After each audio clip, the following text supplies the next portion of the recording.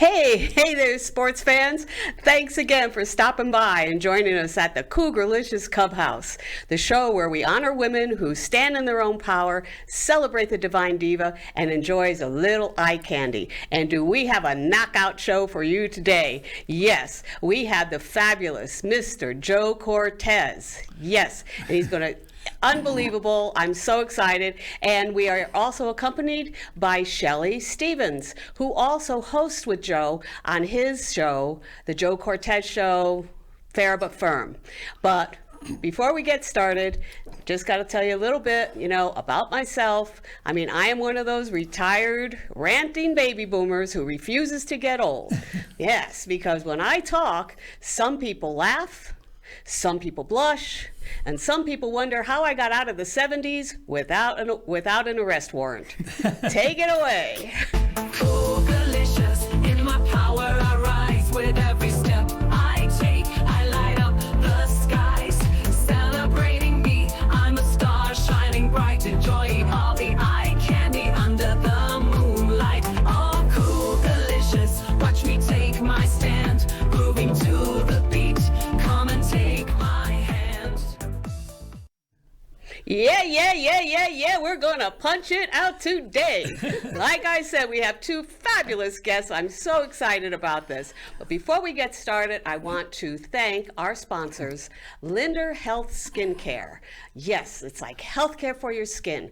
I've been using it for years and I just love it. And if you go on to linderhealth.com/Donna, order some product, they'll send you a free gift. Just like saying Donna sent you. So we'd really appreciate it. And I want to be sure to thank all of our subscribers. Thank you so much. We keep building every single week. All you have to do is hit that button and subscribe.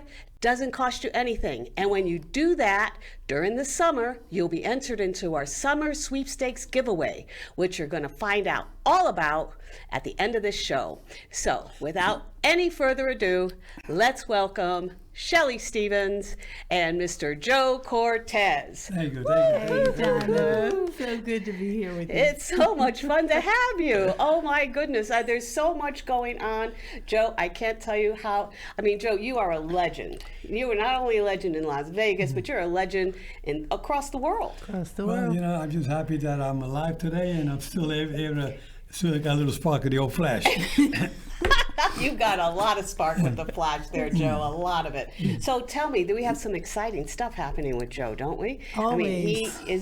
You just come back from being inducted into the, No, I was not. I went to the induction of the class of 2025 and Kenny Bayless, Vinny Pazienza, Manny Pacquiao, and a bunch of other, Randy Gordon. They all got inducted into the International Boxing Hall of Fame. I went up there to support my colleagues. The International Boxing Hall of Fame, Right. because that's really The world you're known in. That's the one I got in 2011. Mm-hmm. Now, September 26th to the 28th in Atlantic City, that's another Boxing Hall of Fame. That's another big one, And yes. that's the one I'm going to be inducted again this year. That's fascinating. Are you going to go to that show? Absolutely. Oh, Wesley wow. and I both will be there. Really? Oh, really? yeah. Our kids and grandkids, they're in Philly. It's only a 45-minute drive, so hopefully I can get them there as well. To tell you the truth, I'm really going to try to schedule my schedule too It's around gonna going be down fun. there. That It's would be gonna be so fun. much fun, Yeah. and to be so honored.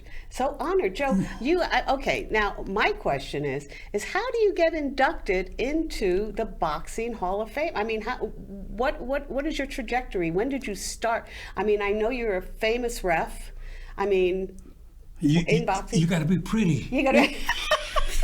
Like Muhammad Ali said. No, it's a good question, Not many people ask that question. I can tell you right now, you have to be consistent with your performance in the ring. I was a fighter. I won 6 Golden Glove championships, the New York, the Eastern, the National, Spanish Golden Glove. And I did good in the amateurs. Then I turned pro. I had 18-1 as a professional. But I'm not known for that. I'm more known, even though one night I knocked out 2 guys in Madison Square Garden with 12,000 fans back in 1961 Wow. for the Eastern Golden Glove Championship. And I did a lot of stuff in the amateur. People say, Joe, the Cortez brothers, my brother Mike was also a champion like myself.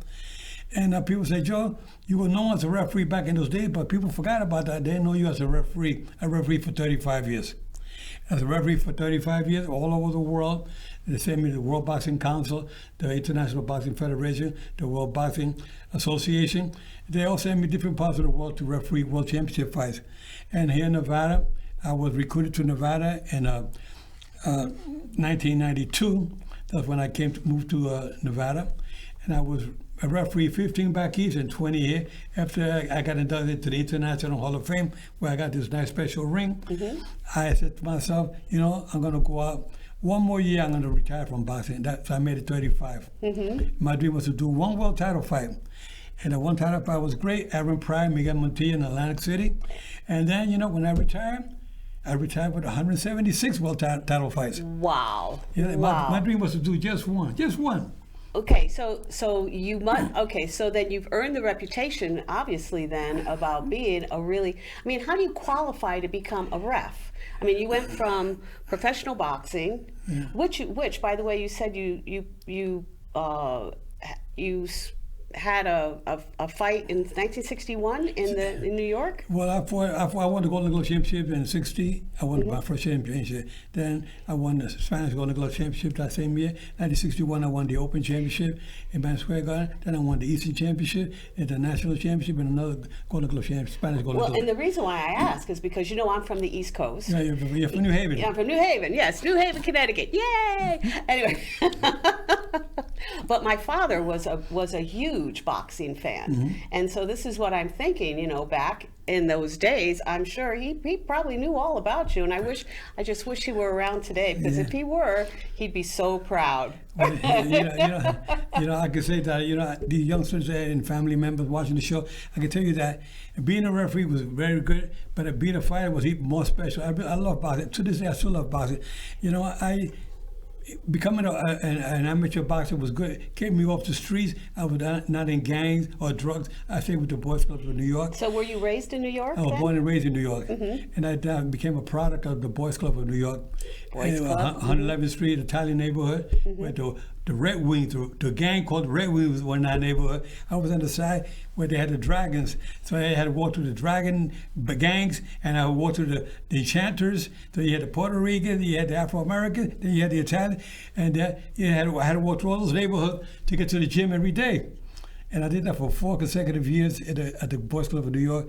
Jefferson Park. Did they ever try to recruit you? Who? The gangs. They tried one time when I was a young kid, and I went one day with the gang. They were throwing bottles and stuff like that, and I said, "Wait, this is not for me."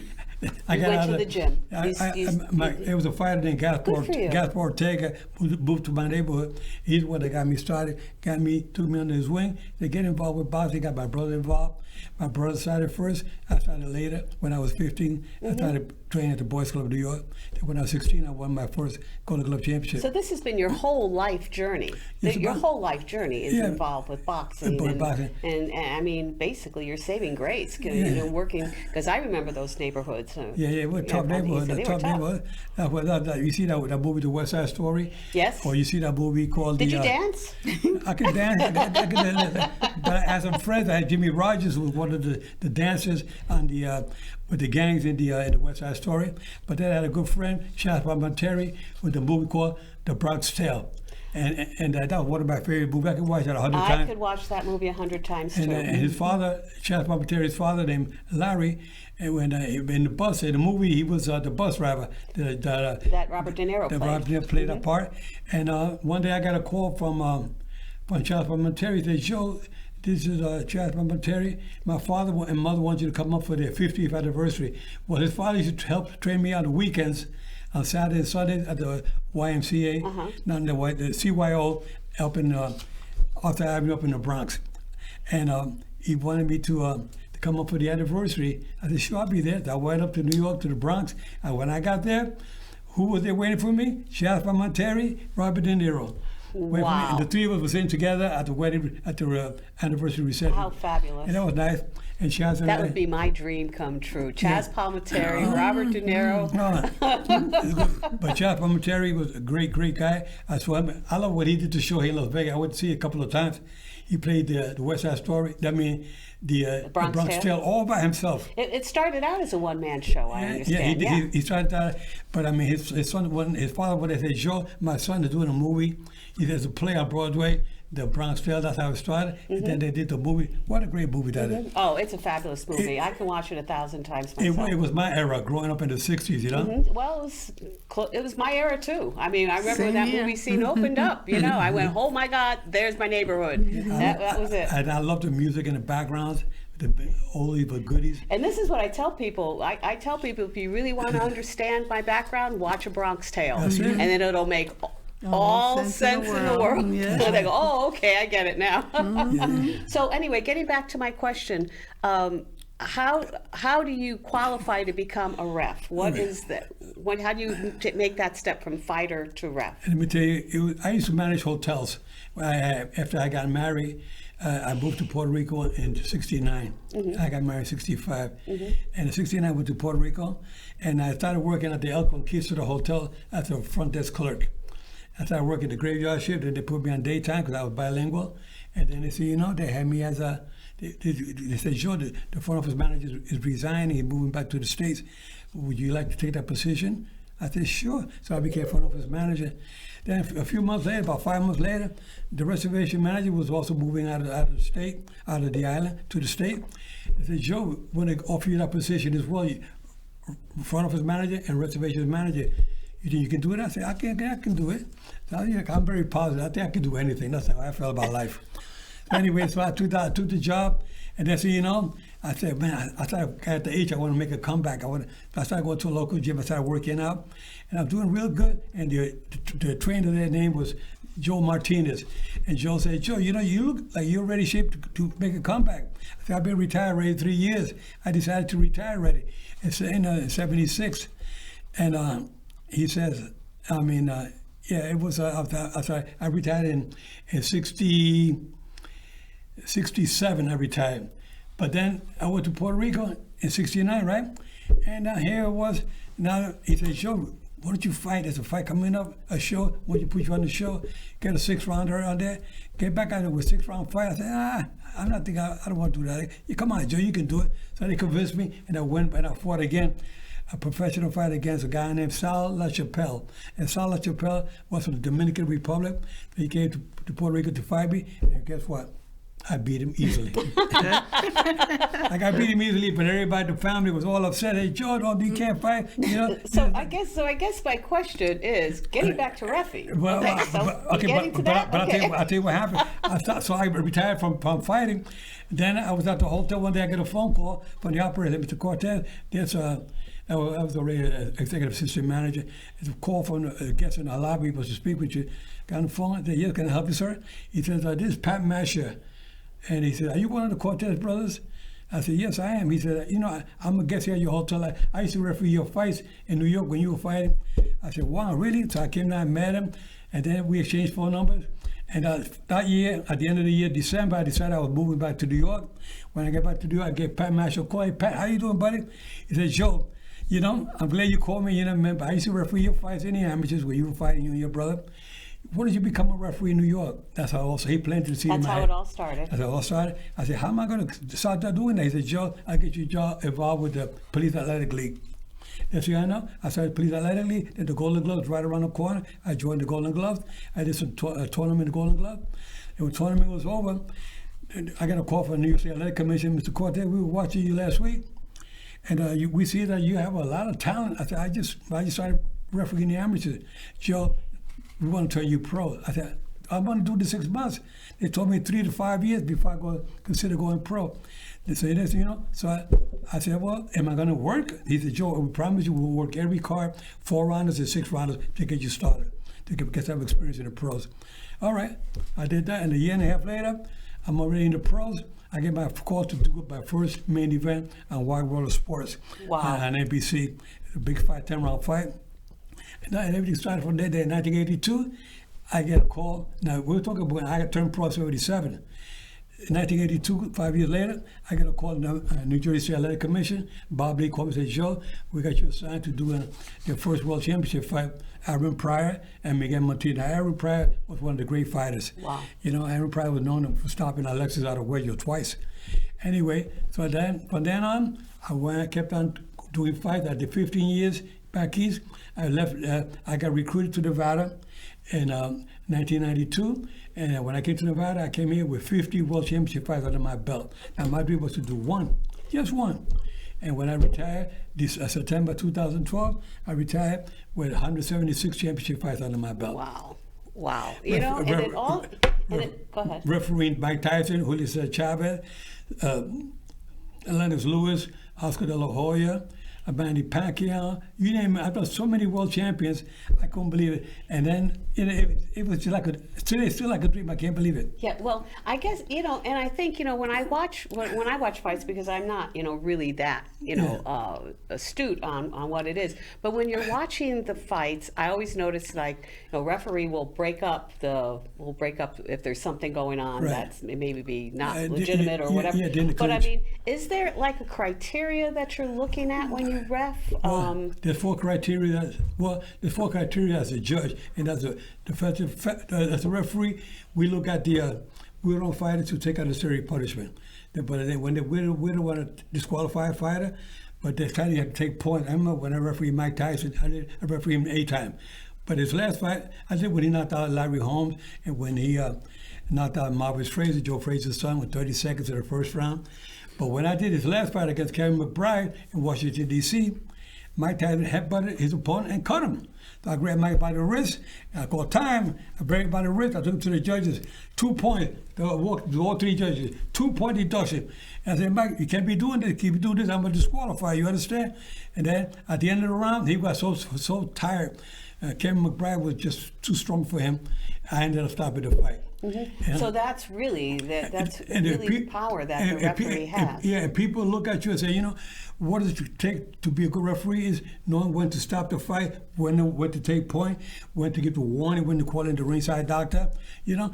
But thing is, safety first. Then second, your job as a referee, foremost is safety. Second is enforcing the rules. Mm-hmm. But you know, the toughest part is stopping the contest. You know, I was talking to Julian Jackson earlier today on the show, and I was talking to him about, he would say, Joe, I remember the fight you did of mine in Spain for the middleweight championship, and you came in my corner, he told me, if you'd have showed me something, in the next round, I'm going to stop this fight.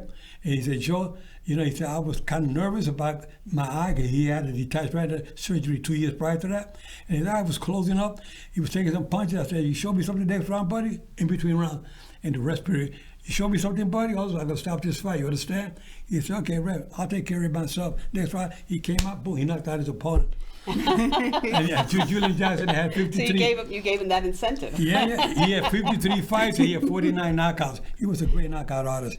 Julian the Hawk Jackson. Great knockout artist. But people look at the referees. Your question is, what do they look for to you as a referee? They look at your ring mechanics, how you control yourself. You know, I'm not freaky. I'm not crazy. The show is not about me. It's about the fighters. I'm there just to make sure it's a good fight, clean fight. If somebody gets hurt, I'm going to stop it. And so basically, as a ref, that is a reputation that you earned and that you gained over the years, which basically leads you into the inductions of the Hall of Fame. And people know me. I'm fair, but I'm firm. Fair but firm. I love it. I mean, people say I'm fair, but they say you're not firm anymore. I say, no. Come on, no. He's firm, ladies. He's firm. Yeah. But that's not what they meant, so I don't get anyway.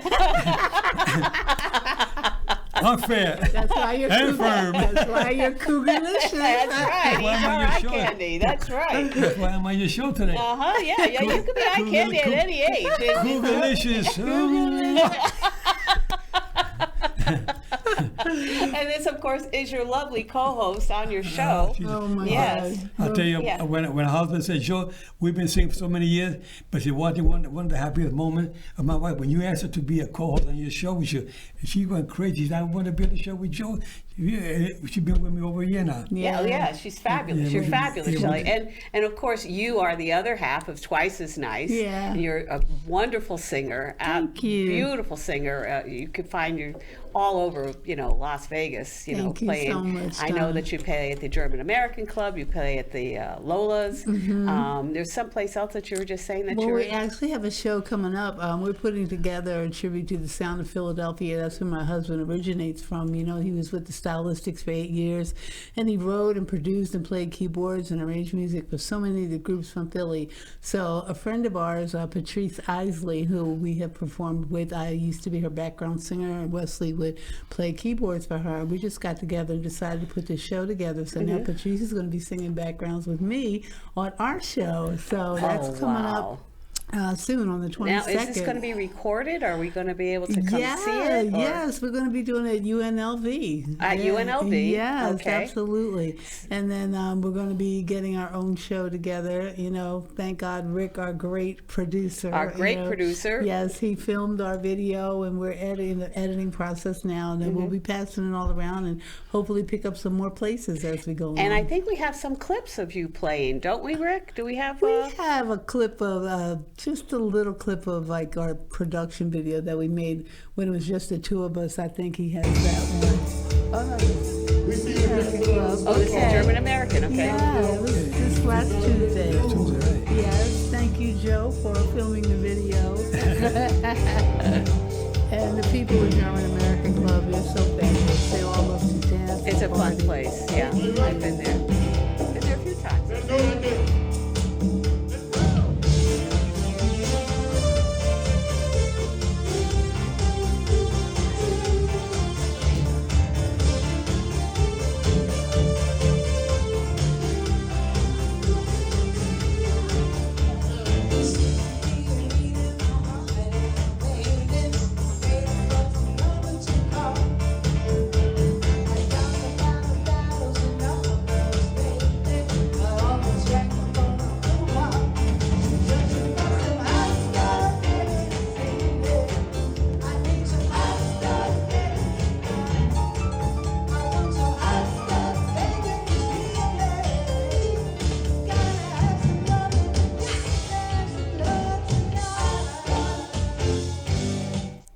That could be a Cougarlicious Stuff, song. yes. Hot Stuff Oh, and yeah. Bad Girls. Donna Summers. There she goes. Miss Disco herself. A wonderful. my God. And you're at the German American Club. The second Tuesday of every month. Second Tuesday of every month, yeah, and I think Joe He's was your there. cinematographer Yeah. on that. Yeah, he's with us every you two show. move together. I mean, is that Yeah, it's we now do. It's like we're a threesome twice now. So now you perform every Saturday night at Lola's. Every Saturday at Lola's, he's there. He has his own special seat. and he Yes, serves I every know, week. I know, yeah. Yeah, you've been there lots of times. Yes. Yeah, we have so much fun when all of us are there together. Isn't it fun? It really is. It's such Yeah. a nice group of people that go up to Yeah, Lola's. yeah. And, It's like a family place. Everybody's so kind and loving. yes, yeah, I really enjoy, Exactly. and the food is great. Yeah, the Oh, food is- yeah, food is absolutely. great. New Orleans cuisine. Oh, I know, Yeah. soft shell crab. So tell me, That's my now favorite. you've been a comedian all these years. Tell us a little All bit these about years. I mean, it's a couple of years. So you performing where now these days? Well, actually, I'm really concentrating on this show right now, but I also do some work out of Wise Guys. I just finished a residency over at Kimmel's, and I'm just looking now to go into new ventures where I'm planning on producing some of my own stage shows. So That's you're great. going to be hearing a lot about that. It's Oh, going to be the oh, oh. Cougarlicious Comedy Hour. That's what it's How going did to you be. start doing this? I mean, were you doing this all your life or just? No, Joe, no. I know you went to college and I'm you. a retired college professor. Yeah, yeah. So now a lot of people got a lot to learn from her now. That's right. Well, actually, and when I retired, I decided to move to Las Vegas and maybe pick up stand-up comedy. I mean, it's just something that I just wanted to do. I mean, I performed a lot through my life. I was involved in dance when I was much younger. Then I got into the advertising business, got into the education business, and all of that. So when it came time to retire, I said, well, what else do I want to do? And I thought, writing comedy would be fun. So were you in here in Las Vegas? Where do you perform now? Well, right here. Besides the shows that you do outside, at the club that you're at, which club you perform at? Mostly Wise Guys right Guys. now. Yeah, Wise Guys. And you'll find me there, especially on Wednesday nights. Wednesday Yeah. night? What time to what time? Well, I want to know if are I you can buying go. the tickets there? I want to go. Okay. Well, Wednesday nights it starts at 7. Yeah, okay. 7 o'clock show. Yeah. Okay, that'd be And and so it's a great time. Great club. Very supportive club. I just love it. But anyway, so that's how I got started. I just moved up here from San Diego and